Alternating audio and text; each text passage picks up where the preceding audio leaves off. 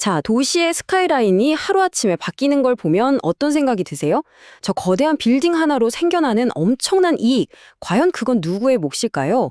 오늘은 바로 그 이익을 시민과 함께 나누기 위해 만들어진, 하지만 잘 보이지 않는 곳에서 아주 복잡하게 돌아가는 시스템의 속사정을 한번 파헤쳐 보겠습니다.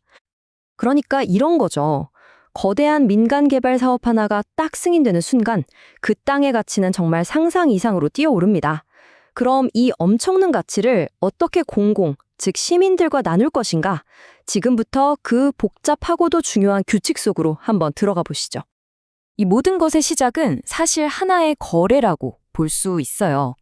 개발사는 당연히 건물을 더 높고 더 넓게 짓고 싶어 하겠죠. 그래야 돈을 더 버니까요. 그럼 이걸 허가해 줄 수 있는 권한을 가진 도시와 협상을 시작하는 겁니다. 용도 변경이라는 아주 중요한 카드를 가지고 말이죠. 바로 이 거래의 핵심에 공공기여라는 개념이 등장합니다. 원리는 정말 간단해요. 자, 도시가 개발사한테 좋아요, 당신들 돈 더 벌 수 있게 몇 층 더 높이 짓게 해줄게요 라고 허락해 주는 거예요.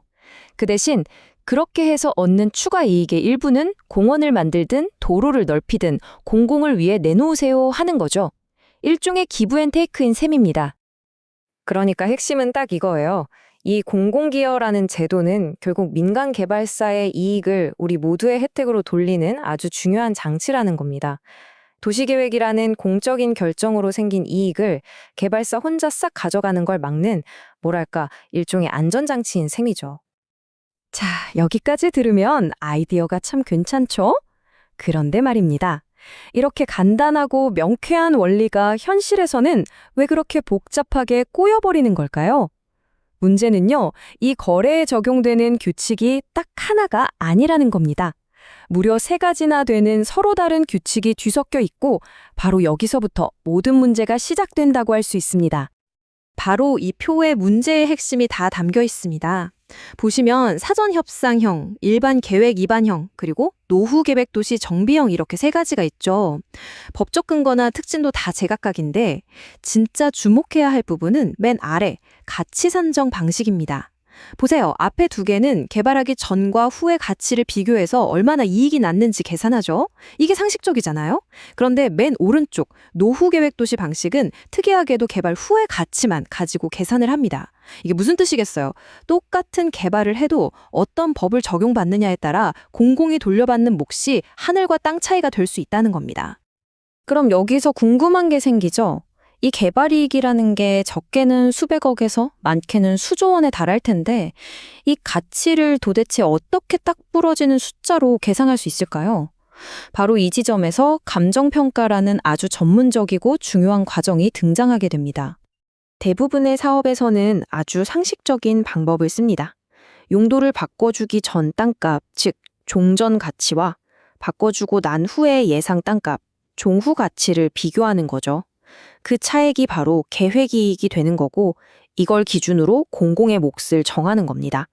이게 가장 합리적인 방식이라고 할 수 있겠죠. 그런데 말이죠. 바로 여기서 아까 말씀드린 그 이상한 방식, 노후 계획 도시 정비 방식이 다시 등장합니다. 이 방식은요, 땅의 가치가 개발 전후에 얼마나 올랐는지를 비교하질 않아요.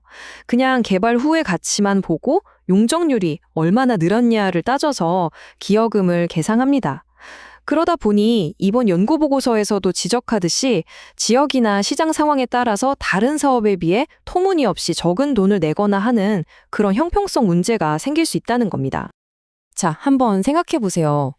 이렇게 중요한 계산을 하는데 규칙은 제각각이고 계산 방식마저 통일되어 있지 않다? 그럼 어떤 일이 벌어질까요? 당연히 시스템 곳곳에서 허점이 드러나고 문제가 생길 수밖에 없겠죠. 이번 연구보고서가 아주 날카롭게 지적하는 심각한 문제들을 지금부터 하나씩 짚어보겠습니다. 문제가 정말 한두 가지가 아닙니다. 우선 사업 유형마다 감정평가 대상부터가 달라서 일관성이 없고요. 또 평가사를 누가 고르느냐, 이게 추천이냐 추첨이냐, 민간 선정이냐에 따라서 평가의 독립성이 흔들릴 수도 있습니다. 근데 더 심각한 건 협상 과정에서 정식 평가도 아닌 탁상 감정, 그러니까 대충 어림짐작하는 식의 평가가 너무 많이 쓰인다는 점이에요.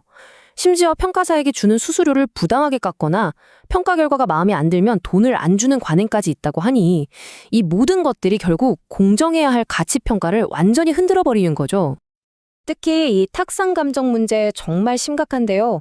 연구 보고서에서도 객관성이 훼손될 우려가 크고 정밀도도 부족해서 협상 자료로 쓰는 건 부적절하다고 아주 강하게 비판하고 있습니다. 수조 원이 오가는 협상을 주먹구구식으로 한다는 거니까요. 그리고 에이, 설마 그런 일이 많겠어? 하실 수도 있는데 이게 결코 드문 일이 아닙니다.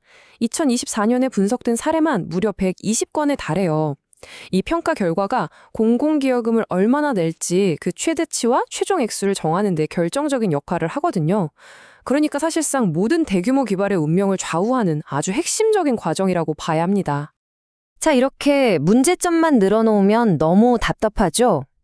다행히 이번 연구는 여기서 멈추지 않습니다. 이 엉망인 시스템을 어떻게 바로잡을 수 있을지 아주 명확한 3단계 해법을 제시하고 있거든요. 과연 어떤 내용인지 지금부터 같이 한번 보시죠. 해법은 아주 명쾌합니다. 첫째, 어떤 사업이든 예외 없이 개발 전과 후를 비교하는 방식으로 평가 방식을 통일하자는 겁니다. 둘째, 개발사가 평가사를 직접 고르는 걸 막고 협회 추천을 원칙으로 해서 독립성을 확보하자는 거고요. 마지막으로 말도 안 되는 수수료 할인이나 미지급 같은 불공정한 관행을 뿌리 뽑자는 겁니다. 한마디로 어떤 개발 사업이든 똑같이 적용되는 투명하고 공정한 단 하나의 기준을 만들자는 거죠. 결국 이 모든 건 신뢰의 문제입니다. 개발사도 그리고 우리 시민들도 모두가 이 정도면 공정하다라고 수긍할 수 있는 객관적이고 일관된 시스템.